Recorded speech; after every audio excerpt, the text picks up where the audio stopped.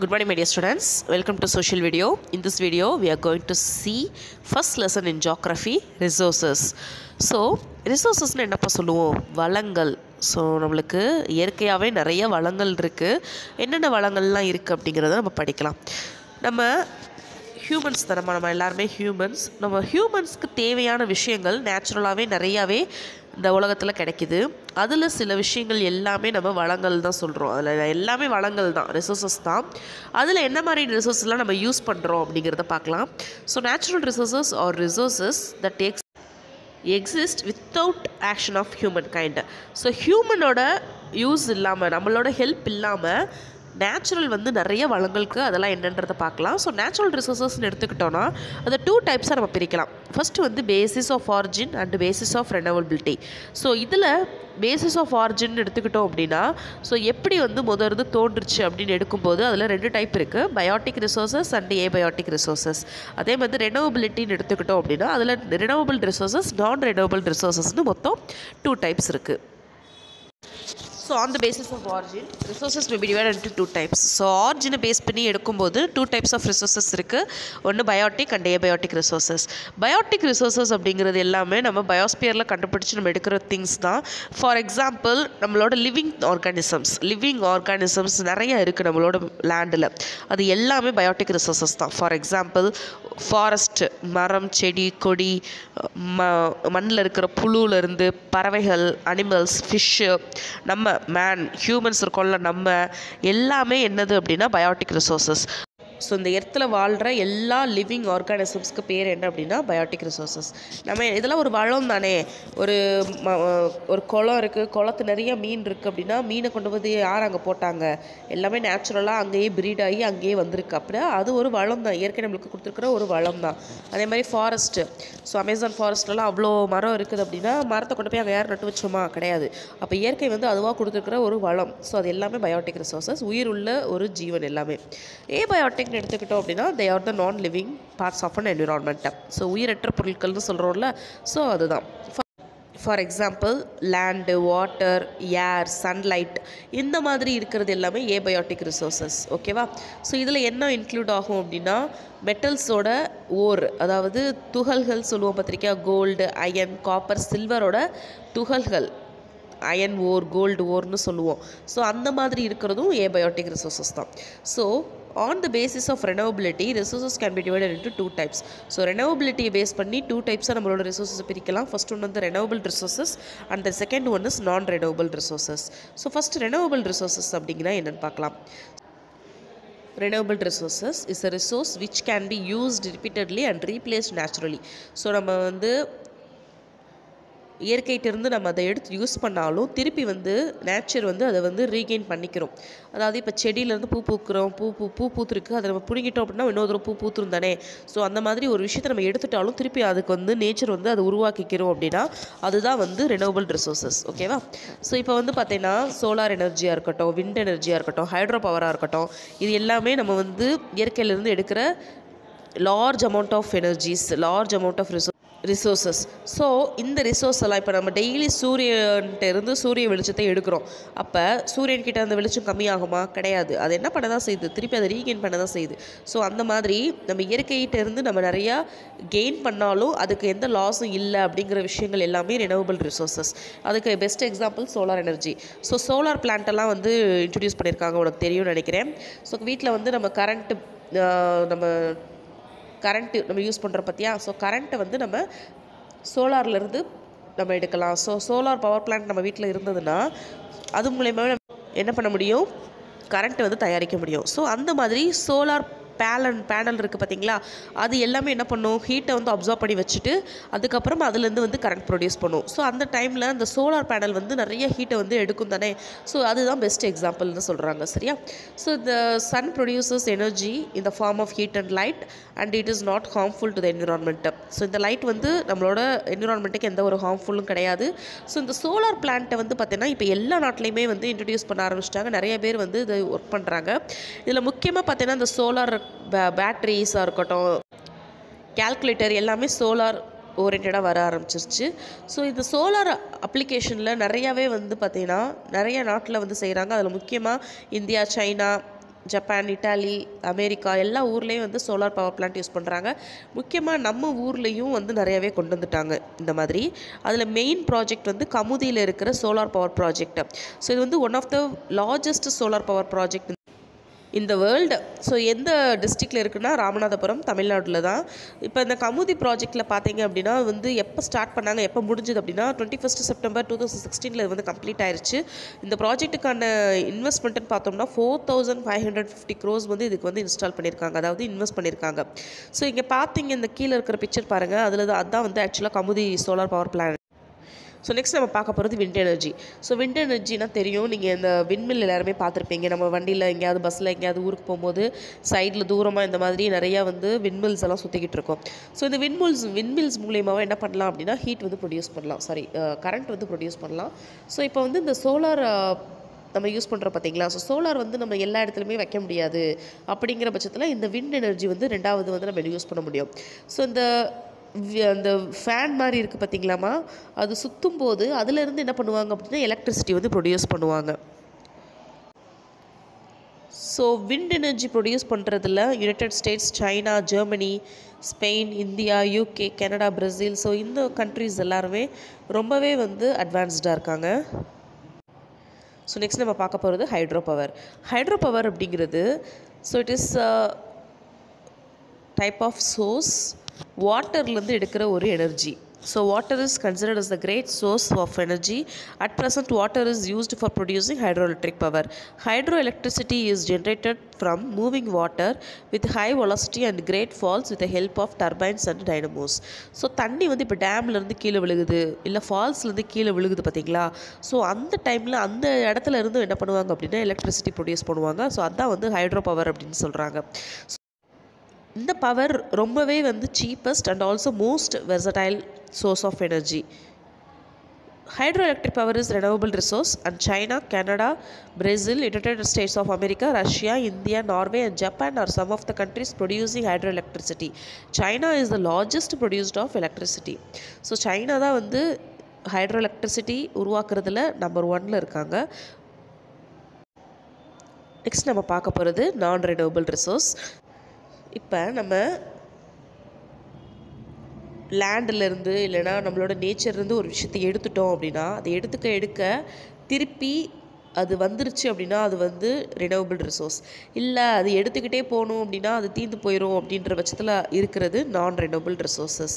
So இப்போ வந்து பார்த்திங்கன்னா லேண்டுக்கு அடியில் இருக்கிற தண்ணியெல்லாம் யூஸ் பண்ணிகிட்டே இருக்கோம். அப்போ ஒரு காலத்தில் தண்ணி இல்லை அப்படின்னா என்ன பண்ணுறது. ஸோ அதுவாக இருக்கலாம். அப்படின்னா அந்த கோலார் தங்க சுரங்கம் கேள்விப்பட்டிருக்கீங்களா. ஸோ அங்கேருந்து தங்கத்தெல்லாம் வெட்டி எடுக்கிறாங்கன்னு தெரியும் எல்லாருக்கும். ஸோ அங்கே தங்கம் இல்லை அவ்வளோதான் காலியாக போச்சுன்னா திருப்பி வந்து நேச்சர் கெயின் ஆகுமா. ஆனால் அது வந்து மறுபடியும் அது தங்கமாக மாறுறதுக்கு பல கோடி வருஷங்கள் வந்து தேவைப்படும். ஸோ இதான் வந்து நான் ரெனியூவபிள் ரிசோர்ஸஸ் அப்படின்னு சொல்கிறோம். ஸோ இதில் வந்து பார்த்திங்கன்னா 3 types of non renewable resources இருக்குது. அதில் first one metallic resources, non metallic resources and fossil fuel resources. So இது என்னன்றதை நம்ம வரிசையாக பார்க்கலாம். ஃபஸ்ட்டு நம்ம பார்க்க போகிறது மெட்டாலிக் ரிசோர்ஸஸ். ஸோ மெட்டாலிக் ரிசோர்ஸஸ்ன்னு எடுத்துக்கிட்டோம் அப்படின்னா இது வந்து மெட்டல்ஸ் இருக்குது பார்த்திங்களா, அதான் வந்து மெட்டாலிக் ரிசோர்ஸஸ்ன்னு சொல்கிறோம்.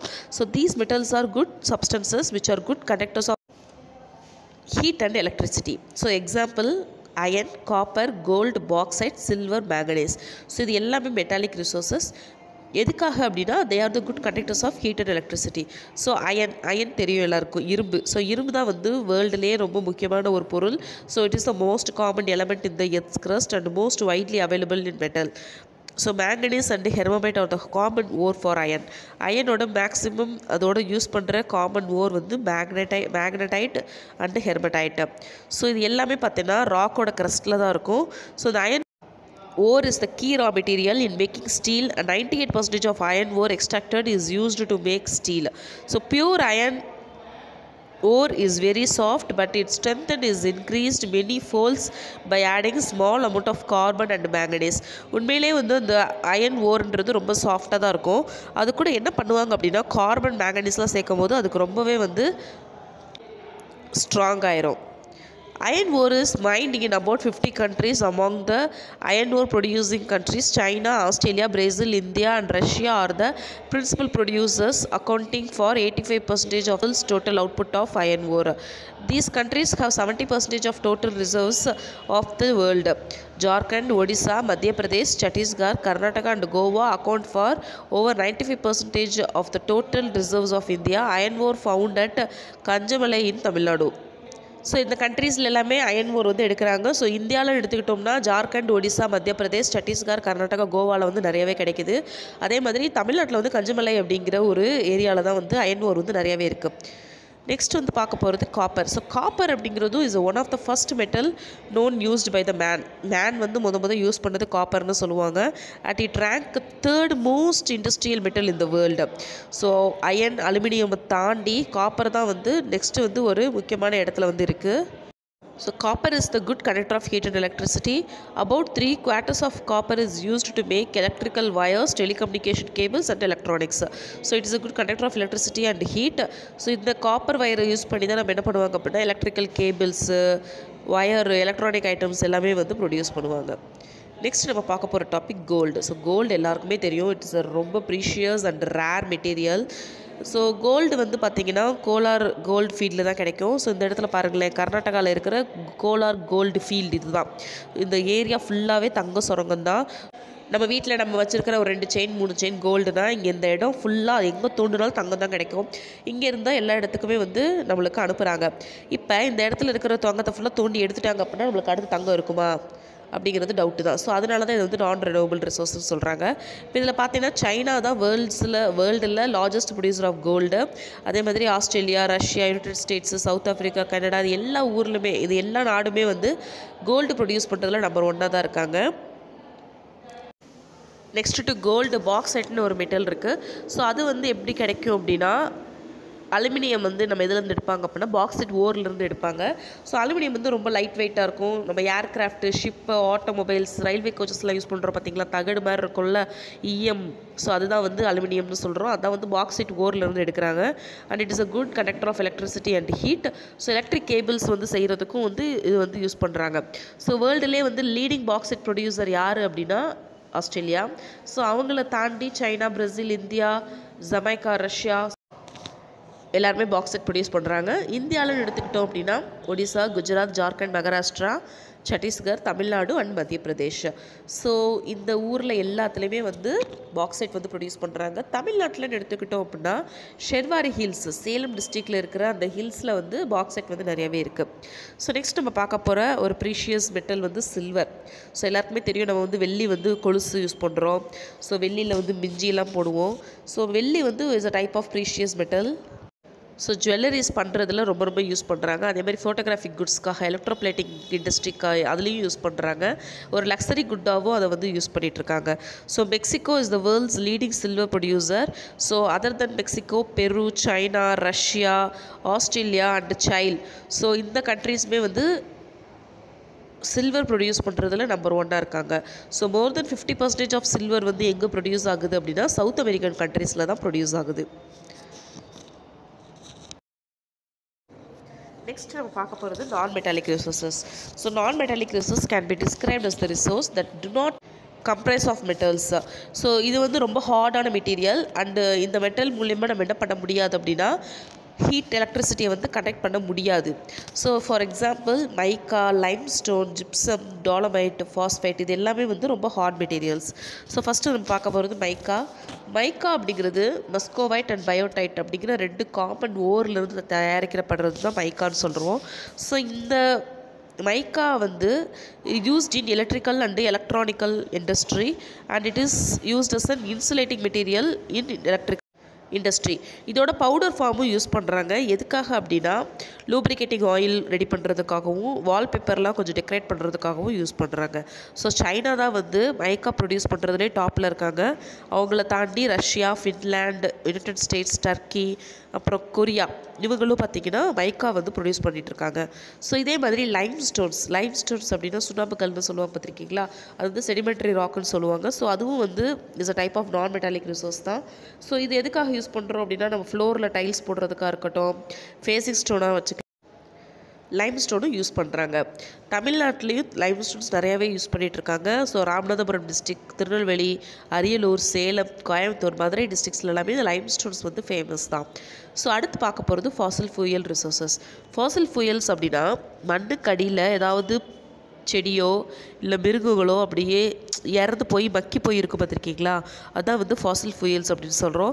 ஸோ அதிலிருந்து ஹைட்ரோ கார்பன் வந்து எடுக்க முடியும். ஸோ இந்த ஃபாசில் ஃபியூயல்ஸ்லாம் வந்து சப்போஸ் எரியுது அப்படின்னா அதிலிருந்து நிறைய எனர்ஜி கிடைக்கும். இந்த fossil fuel resources are coal, petroleum and natural gas. So கோல்னால் தெரியும் நம்மளுக்கு நிலக்கரி.